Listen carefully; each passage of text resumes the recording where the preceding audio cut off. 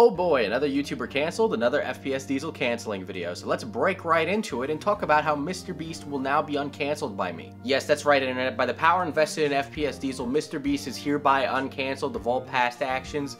In the name of the Father, the algorithm, and the Holy Susan, MrBeast is now free to go. Okay, let's actually unpack this canceling, because this is kind of interesting and a lot more complex than some of the other past YouTuber Twitter cancelings that we've seen. Then we'll go over my thoughts on this reporting, and then we'll go into a brewing conspiracy, because who doesn't love a conspiracy in the year 2021? Oh, and if you want more of FPS Diesel, because who doesn't want more of that, I now have a shorts channel, and apparently some number of you haven't subscribed. I don't know because I didn't check, but if you're watching this, just hit the bell and subscribe anyway because, you know, it takes no time. Alright, anyway, now that your brain has been enlightened, let's break into it. So, New York Times and Taylor Lorenz, who is a journalist who's come into the drama scene recently, reporting on other YouTubers, along with a few other journalists who have also shown up in this space, making very, very interesting articles on YouTubers. Pretty much all of these journalists have made cultural headway by reporting on YouTubers and social media influencers about their past actions, one of which was even featured in the Onision documentary that we saw on Discovery+. The article in question is about MrBeast, the good, the bad,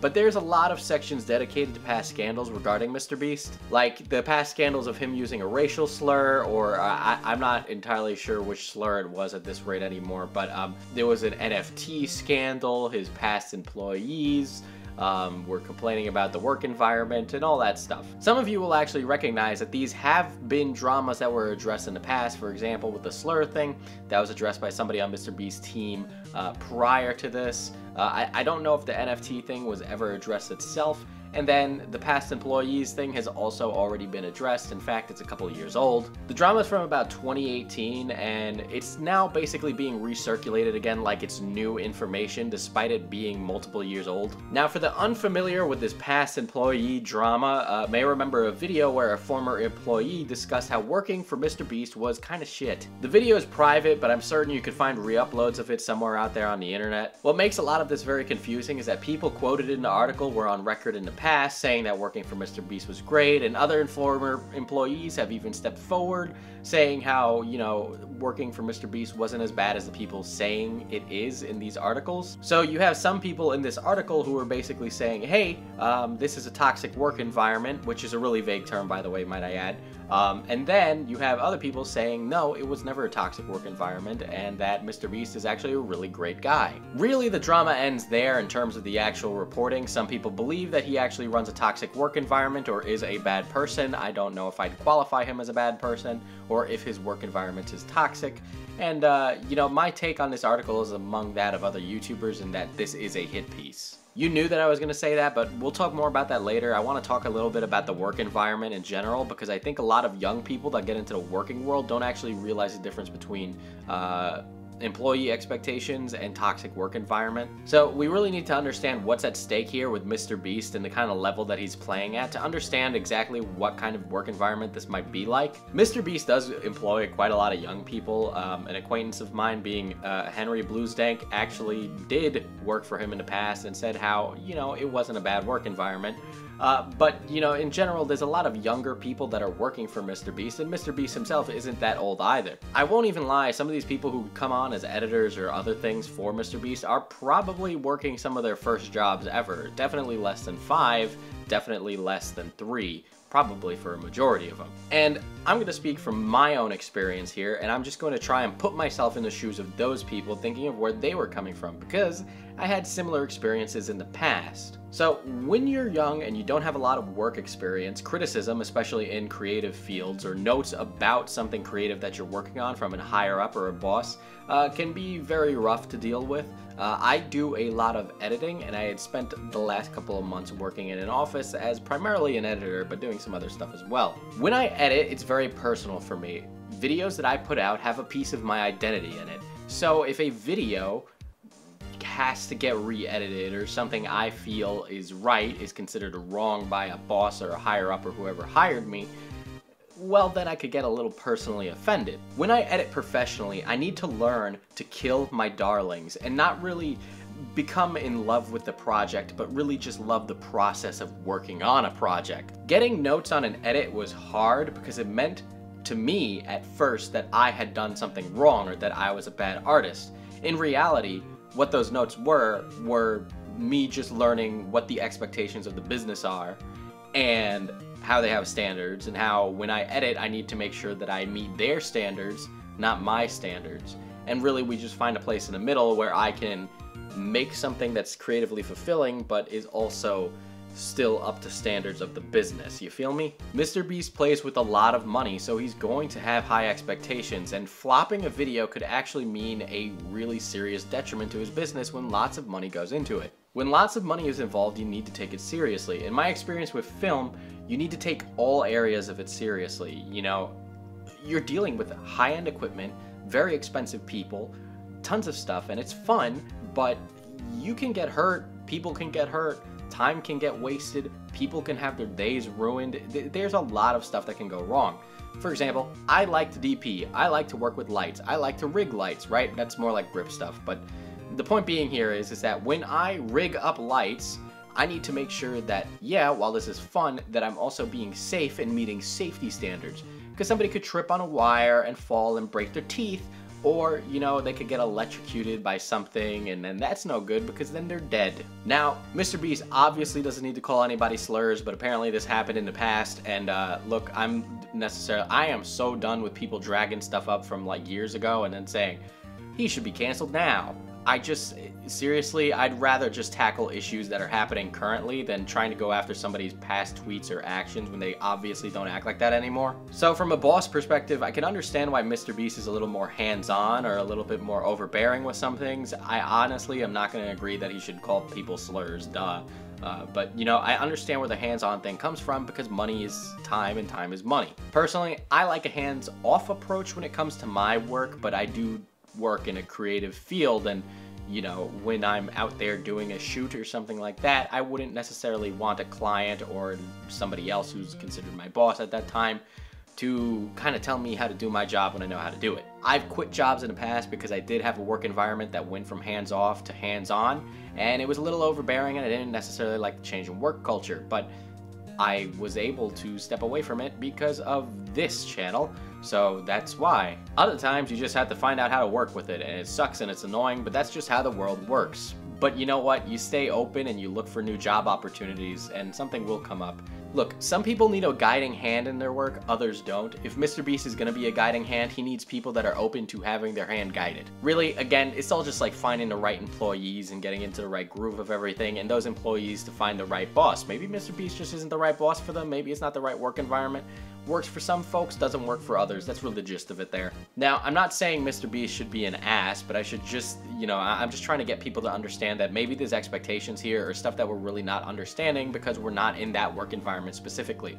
I'm just using my experience to probably make an educated guess on what I think it is like. I just know that personally, professionally, in a creative field, I've had to learn how to take constructive feedback and move from there. And don't get me wrong, if I'm working with a client or something, I will easily tell them no if I really do think it's a bad idea. But that's kind of something you learn over time. I think a lot of people go into the working world and think you just have to do what your boss tells you.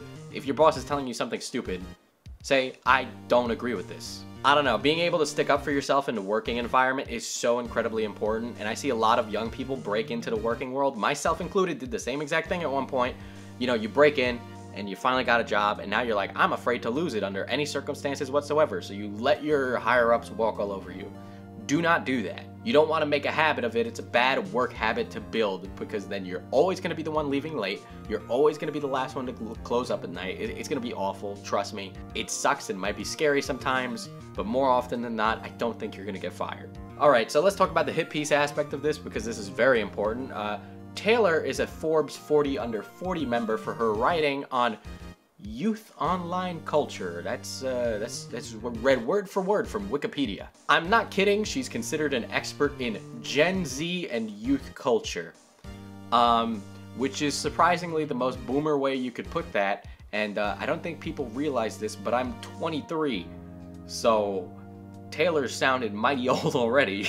I'd argue that she's incredibly unconnected with youth online culture, and, you know, the online world that she represents is not one she was a part of, really. It's more like a millennial yuppie avocado toast eaten take on what they think Gen Z and internet culture is like. You know, it's kind of like those people that grow up with the internet but didn't really grow up on the internet. Like, they get the cat pictures and the memes, but they're just a little bit too far out of it to really understand why Among Us and like $19 Fortnite card is a funny joke. Now, these kind of hit pieces on YouTubers do come out in waves, and I really think there's a growing animosity between journalists and YouTubers. It's something I've touched on before, but let's break into it specifically here. So, theory one on why all these YouTuber hit pieces happen is that hit pieces are done on YouTubers for outrage clicks and nothing more. This is really self-explanatory, you know. I don't know if I necessarily agree with this personally. Most journalists are very much ideologues. They have very strong opinions about whatever beat they cover. So trust me when I say that. I'm really speaking from experience as somebody who's done the whole professional journalism bit for a little bit. Trust me, in media college, guys, I read so many highbrow pieces on why journalism is an important institution and all this ridiculous. You know what? I actually, where is it? I have the book right here. Let me get it. The title of this book is Journalism: The Democratic Craft, and it is filled with nothing but that very highbrow, navel-gazy journalism writing about journalism, and that's what this is. And it also would really explain why a lot of journalists are super ideologues and think very highly of their job. So this gets us into theory 2. Journalists are passionate and thus have a bone to pick with YouTubers from a moral standpoint. Taylor has been cited on Twitter talking about parasocial relationships, and again, I'm going to say that I'm smarter than her in this situation, and say that she misses the point of a lot of the parasocial relationship aspects that I talk about here on the channel. I know she may or may not have seen one of my videos on it. 99% of creators really don't feed into parasocial relationships. These things really form without a creator's knowledge or direct involvement. They're not looking to create a cult-like mentality to profit off of. And the YouTubers who do that are either 1, wildly, absolutely, ridiculously successful, or 2, completely irrelevant and nobody cares about them or their opinions and they don't matter at all. You know, really, it's a matter of a lot of these people who are YouTubers and are famous are super young and or maladjusted. You're kind of coming from a point where all these people are nerds in their room who don't really talk to people and then make videos online. Look, I talk about parasocial relationships on the channel not just so fans can maintain healthy social lives, but so YouTubers don't need to get worried about a bomb ending up in the mail or the possibility of becoming the next Christina Grimmie. Also, these highly generalized, sweeping statements about all creators, which as you can see when I make those about journalists, aren't going to be so fun. They're not the best way to really accurately have this discussion and conversation about YouTube issues or creator issues or influencer issues. You know, fun fact, a lot of these studies that we reference with parasocial relationships and in the social sciences in general come from about the 60s, where a lot of this conversation was in the cultural zeitgeist already. We have the Beatles, we have cults, like all that stuff was really popping off in the 60s. It's no surprise that the conversation at the time was based around that. So I wouldn't be surprised if we see a lot of social science studies on, you know, parasocial relationships and creator fan culture coming out in the next 10 years that talk about, I don't know, maybe racism or systemic injustices or stuff like that. But what I'm saying is that you have to take in the information in the context of its historical relevance. But you know, it's a similar discussion to what we're having now, but we got to take into account all of what is being said from that time now, and then really determining what's the valuable information to take from those studies, because a lot of it isn't applicable, or some of it is, yet it's being misinterpreted, because pretty much the same kind of relationship TV stars had with their fans in the 60s to now, fairly similar to what we're seeing today. Alright, theory 3. YouTubers are a disruptive business to journalism. So, question, when was the last time you read an article on a video game, a movie, or something else that a YouTuber can do in a 10-minute video? My toilet, or not my toilet, my sink, again, is currently bringing up the poop water. I don't know if you can hear it, but it is. So I'm gonna stop talking for a little bit, so that way when the feces smell comes through my room, I'm not trying to make a video over it. Here's how I see media going. The truth is, written journalism just isn't how people or young people online want to engage with content. You know, especially the younger people among us. I only read journalism for my classes. You know, I have like 3 weekly newsletters I subscribe to outside of that I actively want to keep up with. Otherwise, if I'm looking to write something, I'll go out of my way to go find it. Otherwise, I'm not reading it. But I do watch YouTube every day for multiple hours. Part of that is because it's my job. The other part of it is because I'm in online school. And, you know, I can work and watch a YouTube video, but I kind of have to dedicate myself to reading, and I prefer it as a pastime rather than something I do for education. Either that, or I'm going to read a free piece that doesn't have ads on Reddit or on my phone while I'm taking a poop. But I don't go to Polygon or IGN or some other movie site. I don't even know. When was the last time you read? What is Variety? What did they even do? What do some of these sites even do anymore? The reality of it is that I get a lot of the same information I can get through YouTubers who do just as good a journalism as the media journalists or social journalists that are out there today. YouTubers like Yang Ye source articles online all the time, and I imagine that the people who write those articles aren't very happy with him reading the articles to the audience as news. Same thing for guys like Omni, Def Noodles, Keemstar, Scarce. Those guys get the views. The people who write the articles on like Daily Dot, Esports, or whatever do not get the views. There is a huge disparity in how much attention those channels get versus those websites. And I know journalists don't want to hear this, but let's be real here in this day and age when journalism has been democratized by the internet at large. I would definitely say there's plenty of YouTubers out there doing just as good as journalism as some other people out there in the professional journalism field. You know, Vice, for example, used to do the Vice travel guides, going to different countries and really exploring the culture and sometimes just the sadness and poverty that was in those places. But now we have plenty of YouTubers who do that already on their own and are completely respectful and really show that they're just people like you or me, not that different overall. Look, the internet has democratized journalism. I'd highly doubt anybody would disagree with that, and I imagine that journalists would agree with me as well.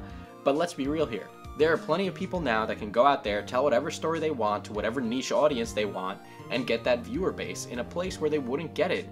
You know, like at New York Times. New York Times isn't going to cover the story of some specific person in some specific group because it might not be on New York Times' prerogative. But then it comes on YouTube and people care about it because they're doing it on their own. Would they have even cared about it if it was on New York Times? I think we might actually say, well, maybe it's not true. For example, I can cover the Brony fandom without an editor breathing over my neck looking to capitalize on how weird it is to like a kid's show. You know, because the editors at these places are just some no fun having assholes who want to make a mockery or, you know, just be incredibly rude to people who enjoy something that's considered a little out there. Okay, theory 4. It's all a little bit of everything. YouTubers are disruptive, journalists are overly passionate, and clickbait pieces get the internet talking. I mean, look at us right now. So let's take a peek behind the journalism curtain. I've talked about this before a little bit, but I'm gonna get really specific here. If you work a beat is a type of journalism, right? Like, let's say you work a crime beat. Guess who you're gonna talk to and spend a lot of time around? Yeah, you're gonna spend time around a lot of officers, a lot of crime scenes, but who else is at those crime scenes? If you even go to crime scenes anymore, I imagine that doesn't really happen, but let's say you do, right? Well, who else is gonna be there? Not the political journalist, the other crime journalist who cover the same thing that you do on different sites. You work a political beat, you talk to politicians, pundits, people with opinions on policy, and probably sift through a lot of policy. But in your off time, you're in Washington, D.C., and you go to the bar with the other journalists who cover politics. Let's say you cover internet culture. You talk to influencers, esports teams, and web-based businesses. What do all of these things have in common at the end of the day? What do all journalism beats have in common? Oh yeah, that's right. You all talk to journalists. They're your friends. They're possibly your family. Maybe you're married to a journalist. In fact, Taylor Lorenz is also married to a journalist. You write in this field, you work in this field, you make friends with people in this field. They become your peers, your friends, your lovers. That all happens because you work in the field and spend time around these people. You build a network, you talk to each other, you help each other out, you look out for each other. Maybe you decide enough is enough of all these YouTubers aping your stories and taking your leads and just running with them on their channels. Maybe you decide to make damning articles on PewDiePie because of that very reason. Or maybe it's because you're all very passionate and feel that he truly is a white supremacist. So, hot button issue that got derailed, right, is Gamergate. And there's a very specific reason I'm bringing this event up. And it really deserves its own video on its own because journalists suck at their jobs, and boy, I wonder why they wouldn't want to cover something that would make them look bad. However, the tipping point for this event was when games media coordinated a day when they all published hit pieces declaring the idea of a gamer being dead. The really bad articles just making sweeping generalizations about people who identify with the word and describe themselves in their hobby and their lifestyle, because some people get very passionate about this stuff. If you've ever been to a games convention, you know that people that love games are going to consider themselves gamers, right? I have 2 gaming tattoos on me already, one from Skyrim and one from The Legend of Zelda, and I plan to get more. This was also probably the progenitor of all those Gamers Rise Up memes, and there's a lot here we could talk about, right? But let's stay on the topic of these articles all coming out on the same day, right? You know, journalists cite this moment as the definitive moment that America would fall. Not joking, there's some real smooth brains that say that, and I would really say that they are overestimating the impact of a hashtag Twitter movement, but let's keep going with this for a second. I will say though that we all know that America died when Harambe died. Anyway, the hashtag was coined thereafter these articles being put out, and then the movement was basically born with gamers on one side and then journalists on the other. It did eventually get co-opted by a lot of conservative pundits looking to push an agenda, but that was the gist of it, and basically what people were asking for is more transparency in games media. Later down the line, it all turns out that this was all coordinated in a media mailing list between journalists, right? Where they all basically coordinated to make these articles come out because they had heard, you know, oh, maybe their friend was taking some flack. This isn't a crackpot theory. There is literally a mailing list that these guys all had to coordinate this. This actually happened. It is not a conspiracy. And by the way, conspiracy doesn't mean that it's immediately fake. It just means it's a conspiracy. Conspiracy does not mean fake. But look, even if you don't want to buy that, despite it definitely happening, and it definitely happened, right? But from my own work and just reading books and talking to people who are journalists or academic journalists and all of that, I can tell you that journalists in the same beat, journalists know each other. They all talk to each other. They all coordinate and network with each other. It's not a surprise that journalists are all going to put out an article about a YouTuber on the same day. This is important because there's a theory that Taylor and a few other internet culture reporters have a little bit of a symbiotic relationship going on. And I don't know how much I'm going to believe that this is actually a real thing that's going on until I see some hard evidence. And I don't think we're ever going to get that, so I'm going to remain a little bit skeptical of this. But basically, there's a conspiracy about it saying that Ethan Klein might be involved, and really what I've seen here is that just these journalists all produce content and feel the same things about creators. Thus, they produce journalism that has that sentiment to it, right? It harbors those feelings of animosity towards creators because they all talk to each other and probably all share the similar opinions on creators. And this is all made worse by the fact that every time they make an article that makes creators look really bad, creators say, hey, you're making us look bad, and they feel attacked for it. So then they continue to produce articles that make creators look bad, and it constantly keeps going back and forth and escalating until somebody does some actual damage. Look, if you want me to be frank, I think journalists get really uppity about the idea of protecting their job and saying that it's an institution and how much it matters and how important it is, as if it's the most important job on planet Earth. There's a level of superiority that comes with it, and I don't know if that's because of the academics behind it. That's what I'm guessing it is, but I also think it might be just that people don't want to think their job is less important than it is. I will say, though, that I don't even think my job is that important in the grand scheme of things. I'm never going to influence elections. I'm never going to change the hearts and minds of people. I'm never going to start a hashtag movement. It's just not going to happen. But let me speak directly to the journalists right now. You don't need to prove to me that what you do is hard work and it's important, right? You just need to show me that you do good work. Not work I agree with, but good work. Because I've seen plenty of journalism I don't agree with, but it's good work. You know, it's like when Gabby Hanna says she wants to be taken seriously as an artist. When you stop caring so much about what people think you are and actually just do the work, you can just do the fucking work and people will know you're that thing already, right? But if I go around saying I'm that thing without proving it, by just doing the work, people are gonna go, you're not that thing. I don't think you're that thing. I don't think you get to qualify yourself as that thing. Which is why a lot of people have decided to pick a bone with journalists, because they do a lot more saying how important they are than just doing important things. Especially in the beat of internet culture and like drama reporting. Dude, you do not carry the same level of importance that a political journalist has. Like, I can disagree with a political journalist, that's fine, but their job is much more important than yours. They just do. Okay, so we've gotten very off topic from this, and I understand this is a bit ranty, right? But let's get back to Mr. Beast here, because this is originally about him being canceled. You know, the article is less about Mr. Beast and more about what Mr. Beast represents for the internet and creator community as a whole. For good or for worse, people like David Dobrik, people like Shane Dawson, people like PewDiePie, people like Mr. Beast are representatives of the community. Now, this is why I'd say my job is important, because me calling out people like that says that the community can self-regulate, right? But these people are pillars of the community. So, if they are listed as being bad, people who are boomers or don't understand the internet can look at somebody like a PewDiePie article saying how bad PewDiePie is or how controversial he is and go, this guy's controversial, so everybody on the platform must be controversial. Because at the end of the day, people are going to make those general sweeping generalizations saying that YouTube is to blame and that they need to do something. You know, but let's say you're making a report or a piece saying that YouTube is a rabbit hole for radicalization.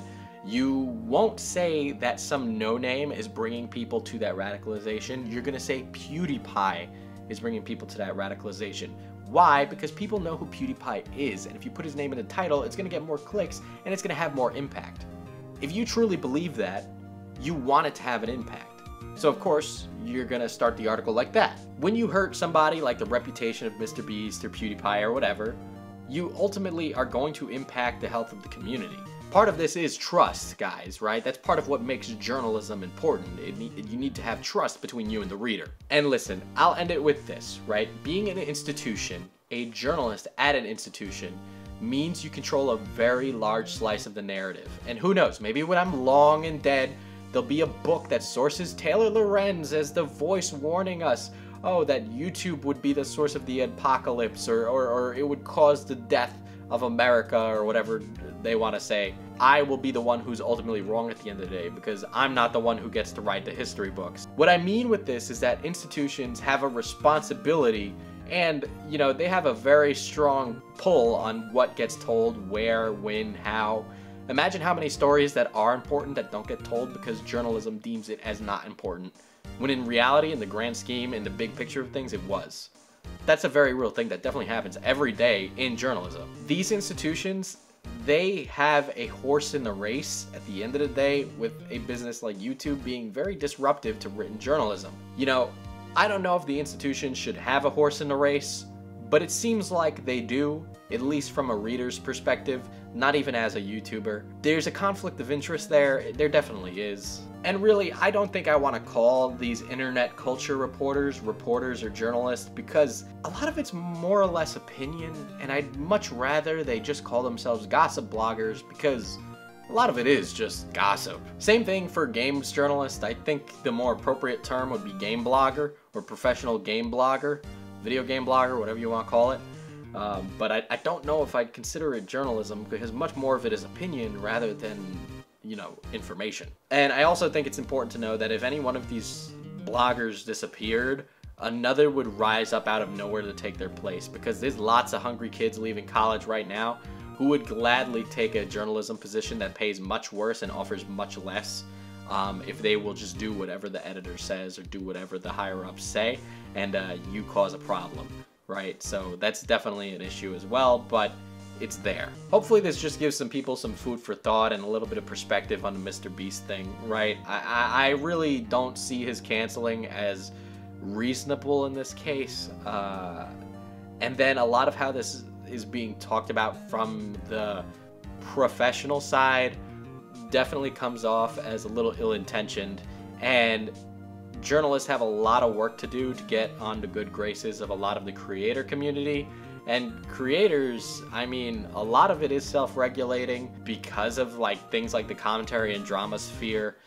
People might hate channels like me, but we make a big difference in like David Dobrik and all that stuff. So, you know, there's definitely plenty of drama journalists out there that do a good job. I'm not going to say there isn't. But I think it's important to be responsible about this information and all that stuff. And I just do not see that from institutional journalists anymore.